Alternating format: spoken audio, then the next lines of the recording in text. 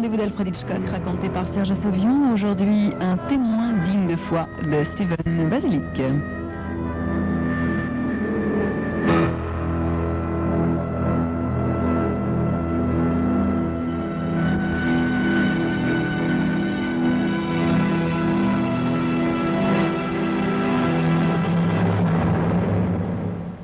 Herbert Guthrie a parqué sa voiture de façon à voir clairement l'entrée principale de la maison.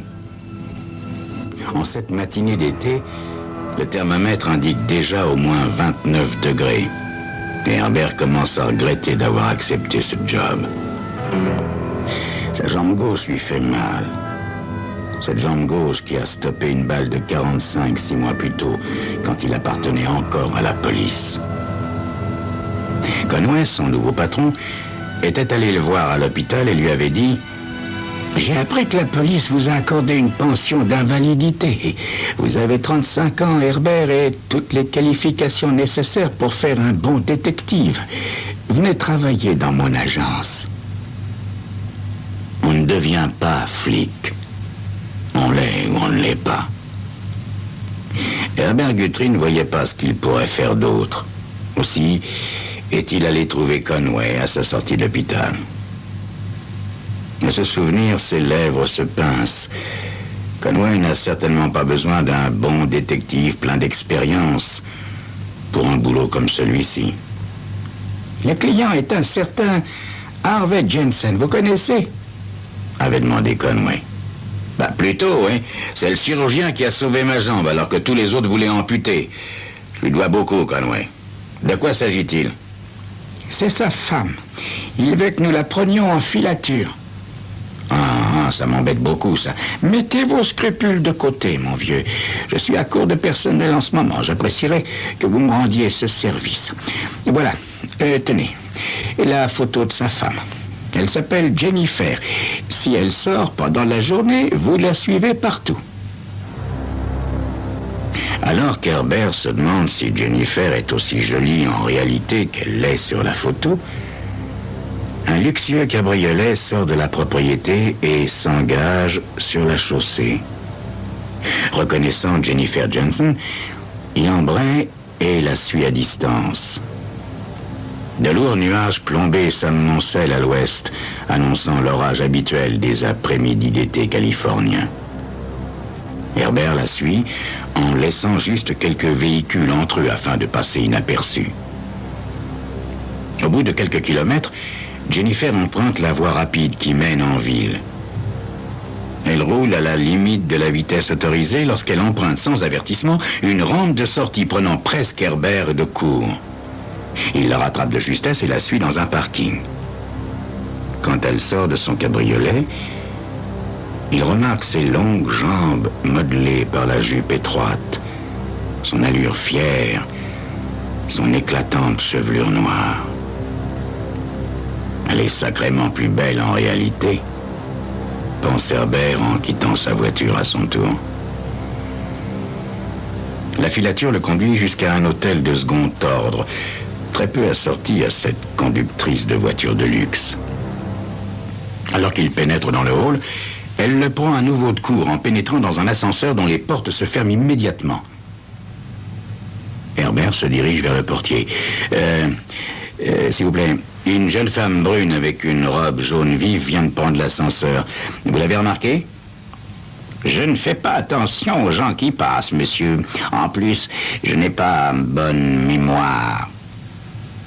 Herbert sourit sans humour en glissant une main dans sa poche.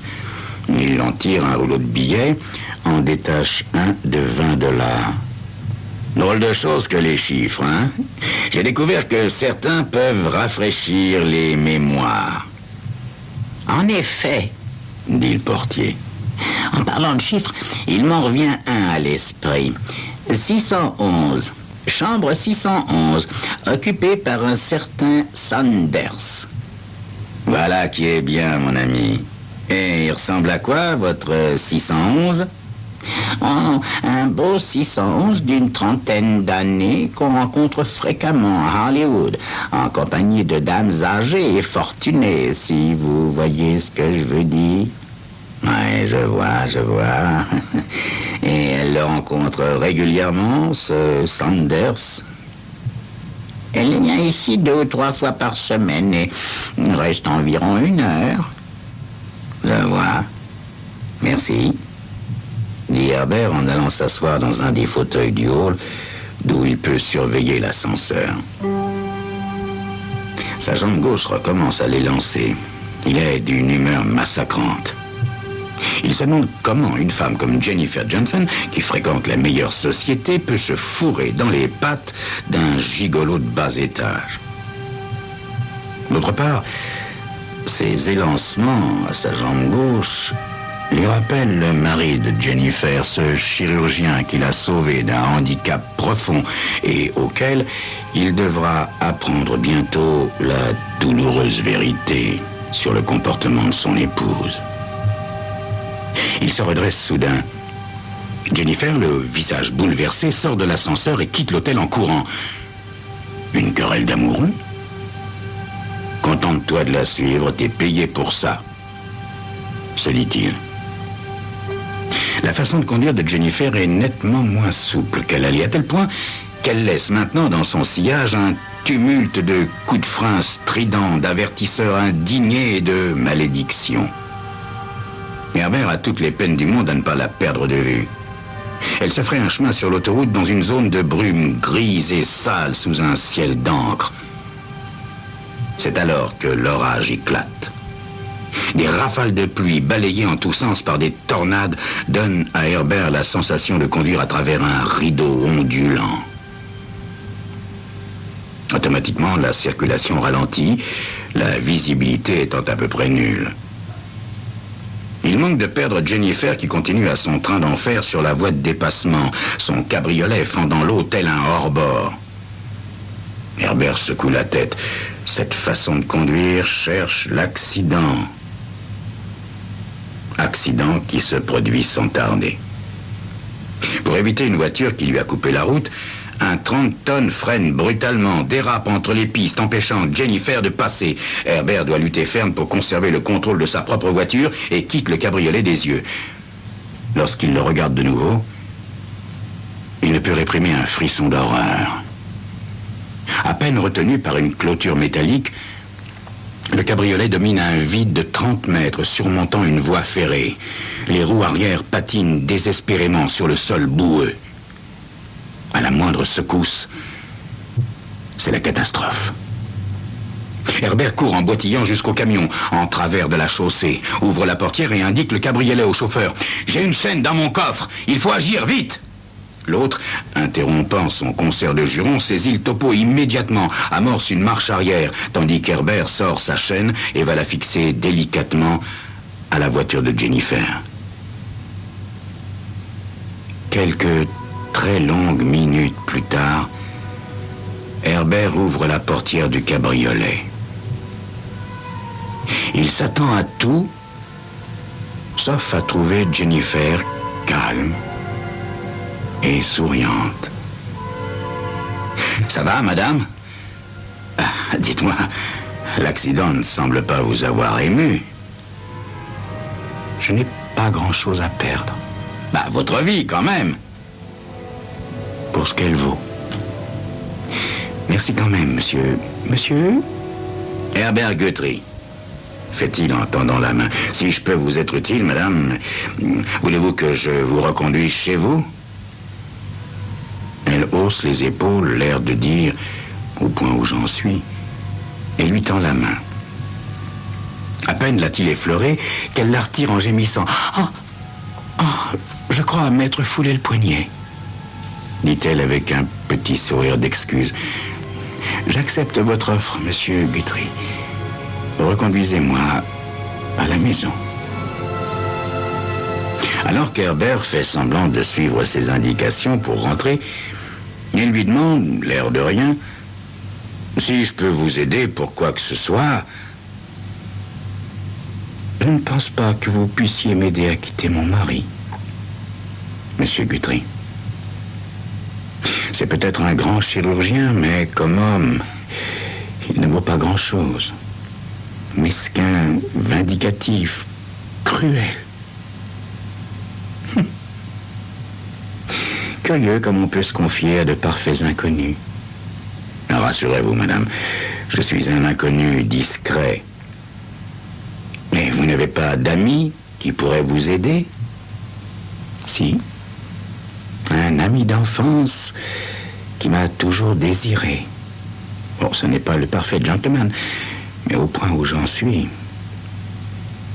j'avais décidé de fuir avec lui. Ce cher Sanders. Et alors? Mon mari l'a appris et lui a offert de l'argent. L'amour qu'a pour moi cet ami d'enfance se chiffre très exactement à $5 000, car il vient de renoncer à moi pour $5 000. Je pensais valoir plus.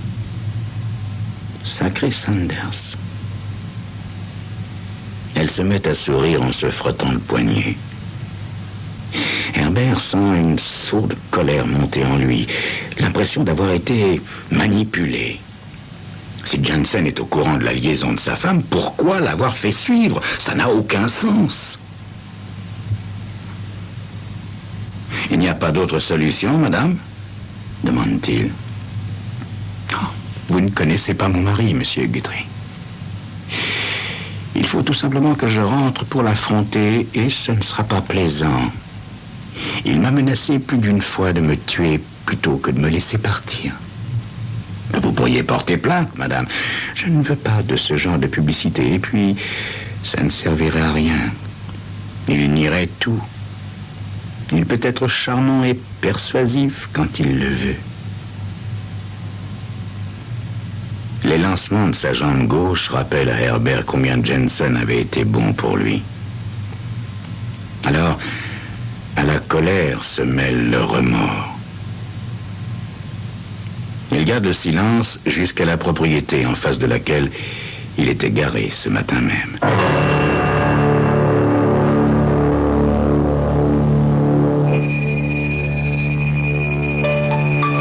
Pourquoi le docteur Jensen fait-il suivre sa femme alors qu'il est au courant d'une situation qui lui a déjà coûté $5 000?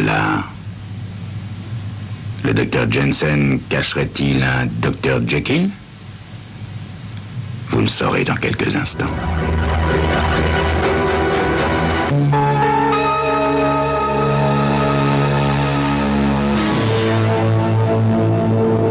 Si Jennifer n'avait pas eu cet accident en rentrant chez elle, Herbert n'aurait pas eu l'occasion de la raccompagner et d'apprendre que son mari avait donné $5 000 à Sanders, son amant, pour qu'il renonce à elle. Pourquoi alors paie-t-il cette filature? Ça ne tient pas debout. Herbert se dit que le seul qui pourrait l'éclairer est encore Sanders. Il décide donc de retourner à l'hôtel où Jennifer l'a retrouvé ce matin même. À peine est-il arrivé que le portier lui fait signe d'approcher. Dites, vous feriez bien de vous tailler en vitesse. Ce type qui vous intéressait, ce Sanders, là, une femme de chambre vient de le découvrir, mort. Les flics grouillent à l'étage. Considérant avec quelle facilité il se verrait retirer sa licence s'il gardait des informations pour lui, Herbert se dirige vers l'ascenseur. La chambre est petite, bourrée de monde, étouffante. Au beau milieu, le lieutenant Donato, avec lequel il a conduit plus d'une fois, jadis, une voiture de patrouille. Il observe le cadavre de Sanders qui gît à terre sous la fenêtre ouverte, comme s'il avait désespérément cherché à aspirer l'air frais. Sa chemise est tachée de sang autour d'un vilain petit trou noir. « Je croyais que tu n'étais plus des nôtres », fait Donato en le voyant. « Exact, Don, je suis privé maintenant. À part ça, j'ai quelques renseignements qui pourraient être utiles. Je suppose que le portier t'a parlé d'une mystérieuse visiteuse ?»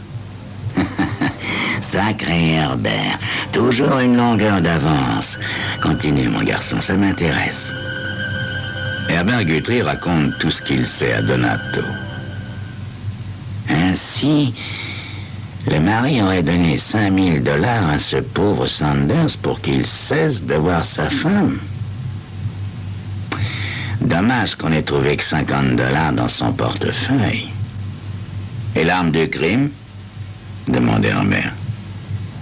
L'assassin l'a emporté. Je pense qu'il est temps d'avoir une conversation avec Jennifer Jensen.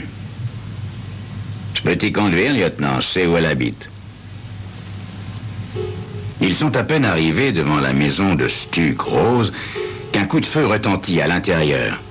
Donato jure violemment et se précipite dans l'entrée alors que le docteur Jensen sort d'une pièce en courant. Donato montre vivement son insigne. Ce coup de feu, qu'est-ce que c'est? Jensen se contente d'indiquer la pièce d'un signe de tête. Jennifer est allongée par terre, sur le dos, bras écartés, un revolver près de sa main droite, la tempe en éclats sanguinolents. Jensen les observe, immobile, dans l'encadrement de la porte. Il n'a vraiment rien de l'être dangereux que sa femme l'accusait d'être il n'y a pas 2 heures. Grand, séduisant, bronzé, la soixantaine, il pourrait poser comme modèle de chirurgien célèbre. Hormis l'intense pâleur qu'Herbert discerne sous son hâle. J'étais dans la pièce quand elle est entrée, fait-il hagard. Elle a murmuré quelque chose, a levé le revolver et a tiré avant que je puisse faire quoi que ce soit. Où gardait-elle cette arme? Demande Donato. C'est mon revolver. Habituellement, je le garde dans la commode de ma chambre. Habituellement, fait-il en réprimant un sanglot. Je vous en prie, monsieur, laissez-moi seul quelques minutes. Je vais dans mon bureau. Donato hoche la tête avec sympathie et fait signe à Herbert. Je pense que c'est clair. Elle a tué son amant et s'est suicidée devant son mari. Peut-être, Don, peut-être. Ça ne te semble pas évident, Herbert? La seule chose qui me semble évidente, Don, c'est que ma jambe me fait souffrir. Je vais la reposer sur un des transats près de la piscine. Si t'as besoin de moi, tu sais où me trouver. Il sort par les vitres coulissantes et s'installe dans un des fauteuils près de l'eau bleue. Des morceaux du puzzle prennent place dans son esprit, formant une image qu'il a peine à accepter. Jensen a voulu faire prendre sa femme en filature, tout en sachant qu'elle allait voir Sanders, parce qu'il désirait un témoin, pense-t-il avec amertume. Il se souvient des longues conversations avec lui à l'hôpital.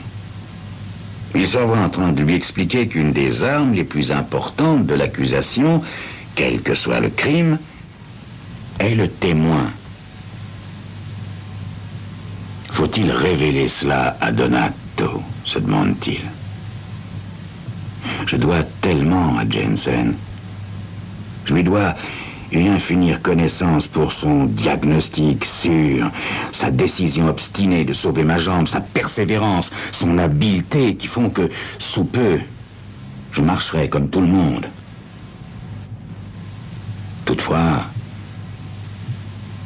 Jennifer Jensen est morte. Morte. Une femme jeune, belle. Herbert se demande ce qui, de sa dette ou de sa conscience, est le plus important.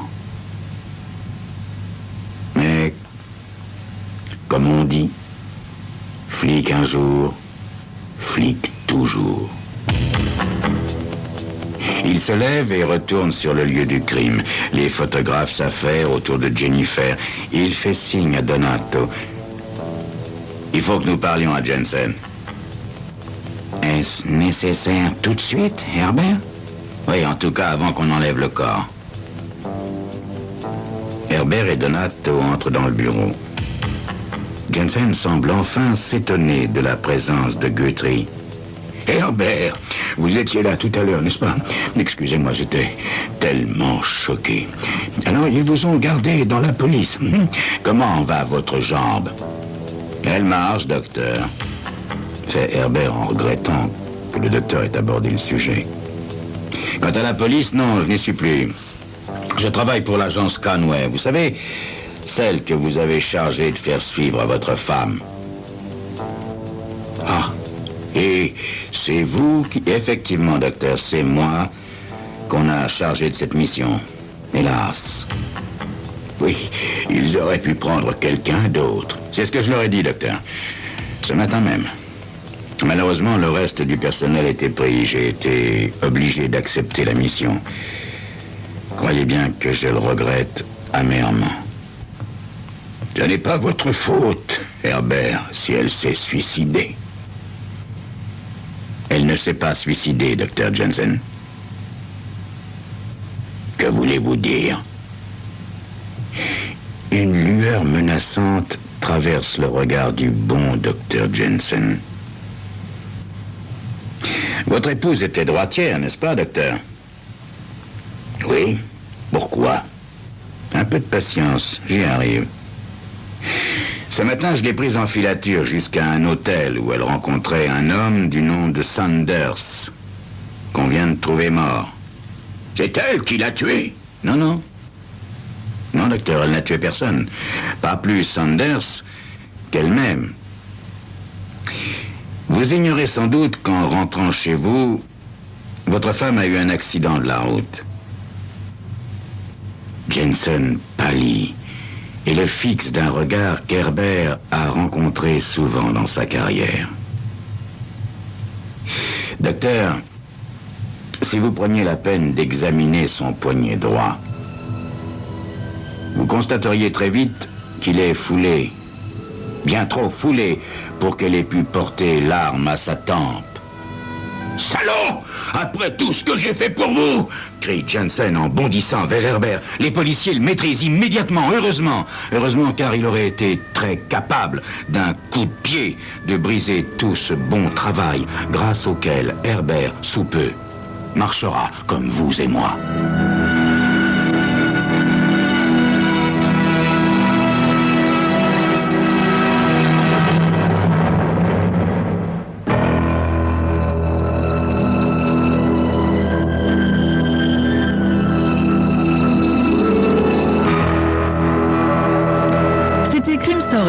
Les rendez-vous d'Alfred Hitchcock, racontés par Serge Sauvion. Aujourd'hui, un témoin digne de foi de Stephen Baselik.